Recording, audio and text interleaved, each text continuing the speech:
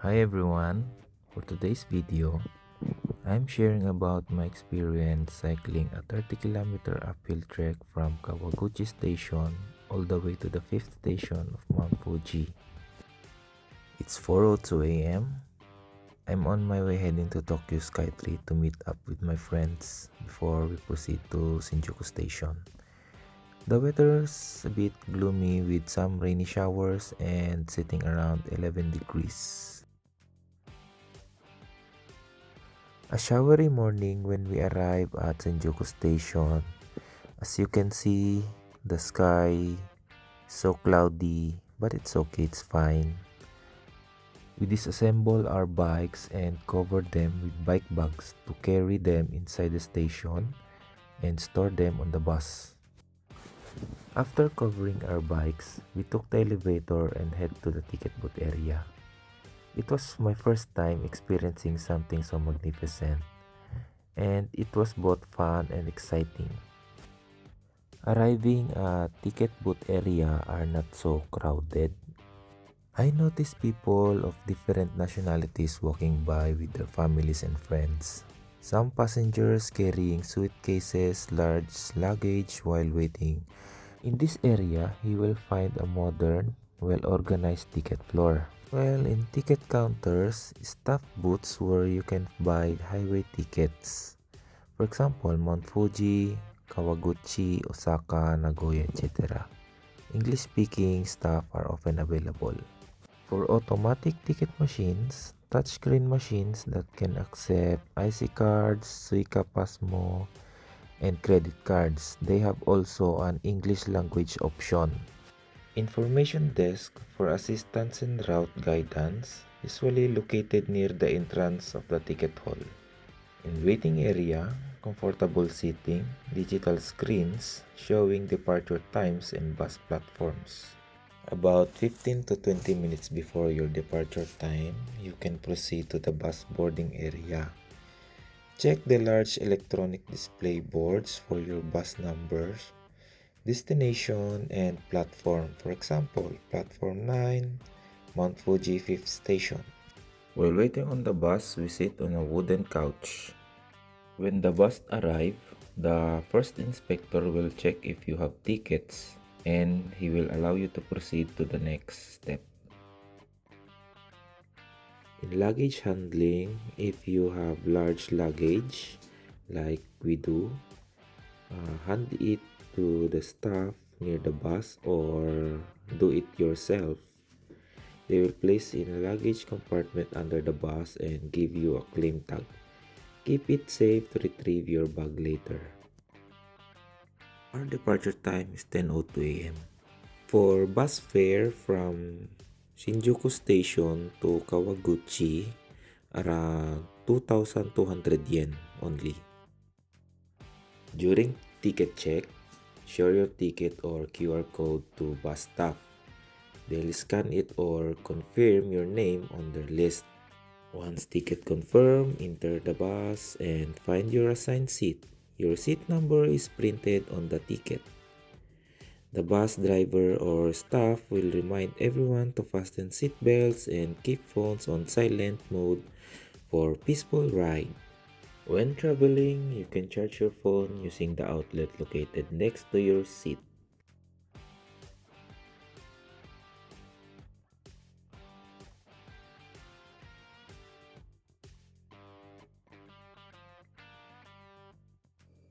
A foggy day arrived at Kawaguchi Station around 12:45 p.m. After unloading our bicycles, we prepare ourselves for the ride in the rainy weather with temperatures around 12 to 13 degrees.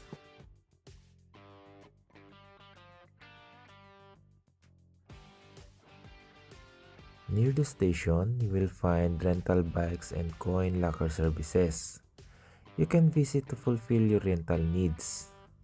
Price vary between electric assist bikes and standard bikes, with electric bikes being more expensive.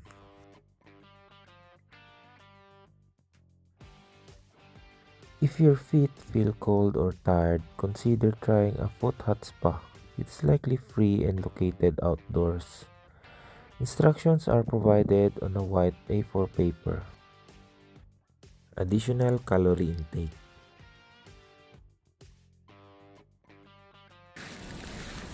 Yun lalarga na kami. Bro, let's go. Go, go, go.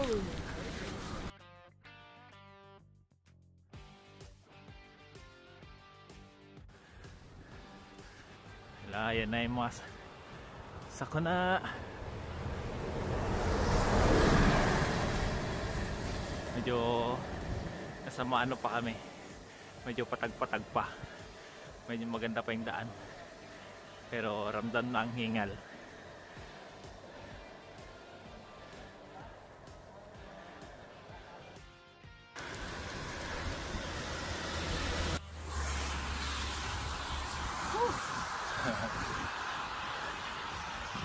Hingal eh.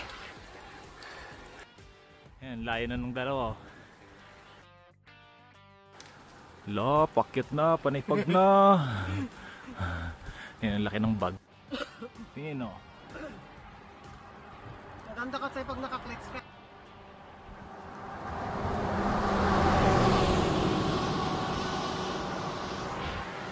Ano yan?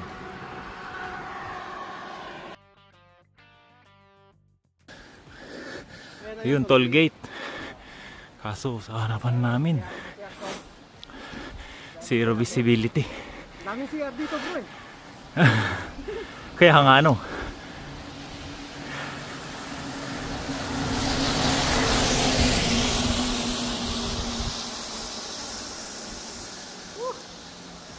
Meron. Fifth station na tayo. Fifth station.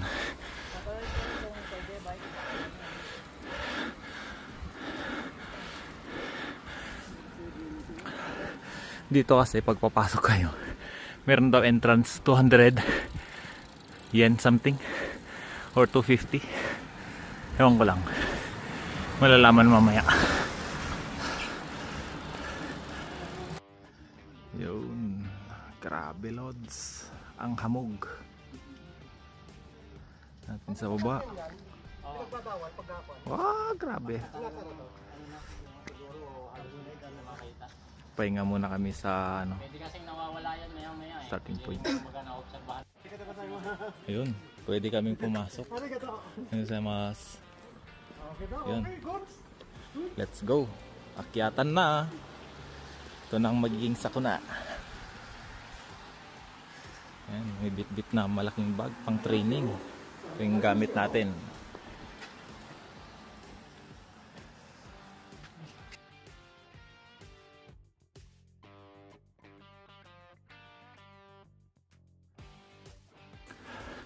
Oh my God, ang tarik.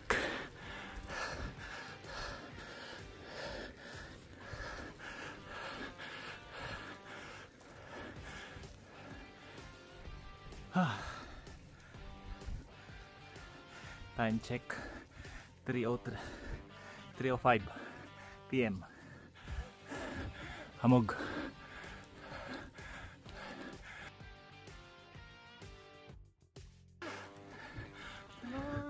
Dilaw na oh. Ano nakalakay ang regions no?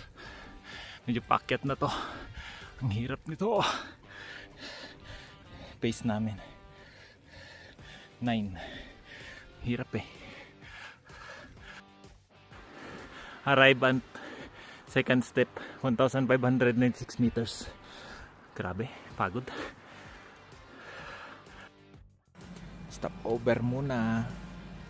May nakita ako dito kanina. At pagod na yung paa. Grabe, wala na makita. Amok. Nasa ano kami ngayon? Jukaidai.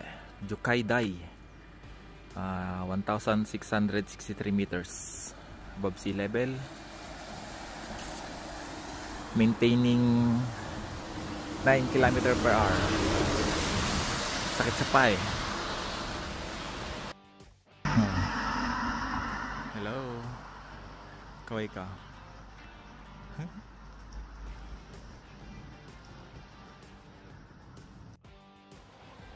Third step, 1,786 meters.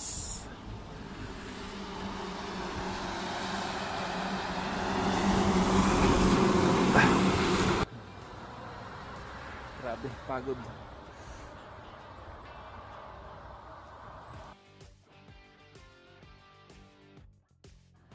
Osawa at 2,020 meters.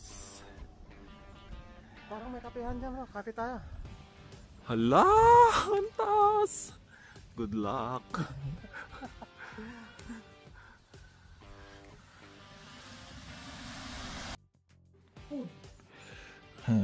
Sugar intake.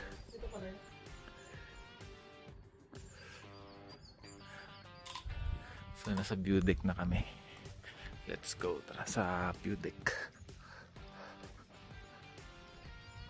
Tignan natin yung baba. Medyo foggy nga lang.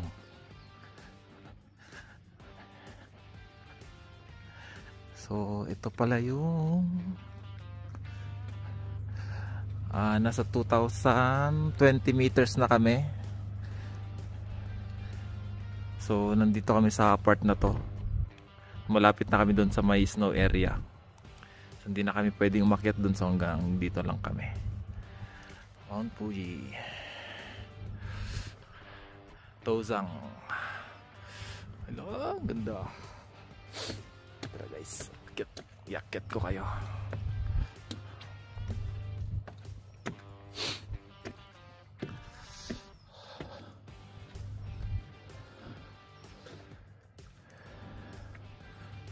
Ayun, wala nga lang makita. Wala pa yung dalawang kasama namin. Cheers.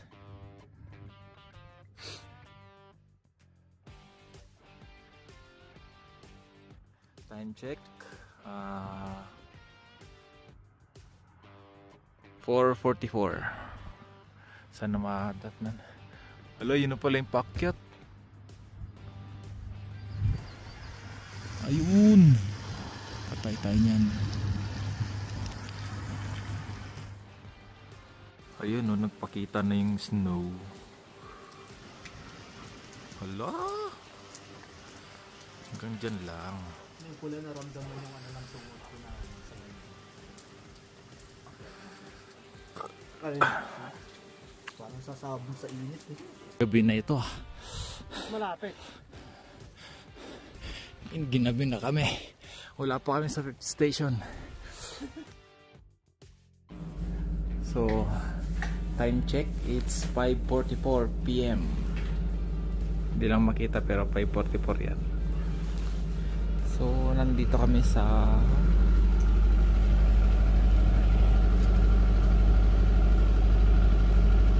Uniwa. Yan.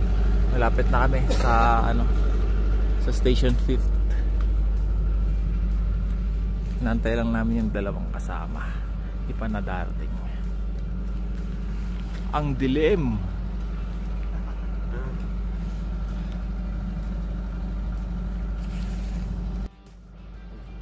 Against the light. Wah, nambula.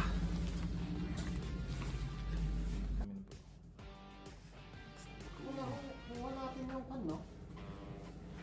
Nasa baba na dapat tayo eh.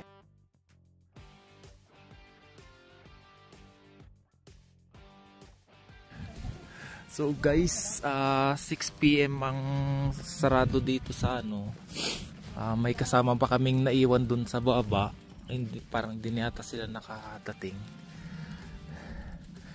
Sinasabi sa amin ng bantay na bumaba na kami kasi magsasarado na yung gate, baka hindi kami makalabas.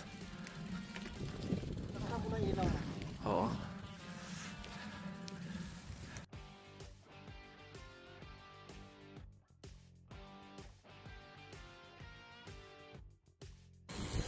Downhill.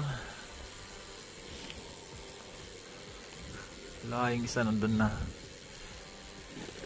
Tayin ko lang yung dala nandun.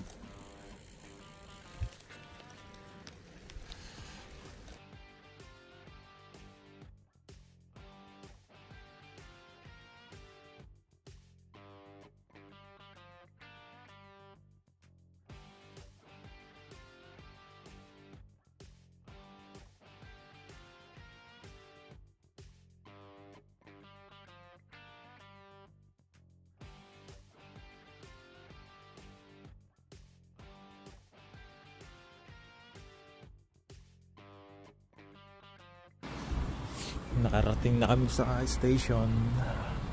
Waiting na lang ng bus to kasi bumili ng ticket kasama namin. My hands are shivering. Grabe.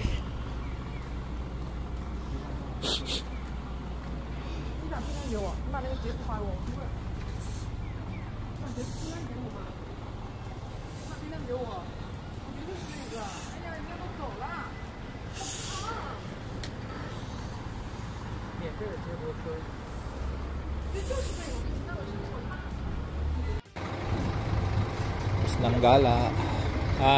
Siya mag-aayos.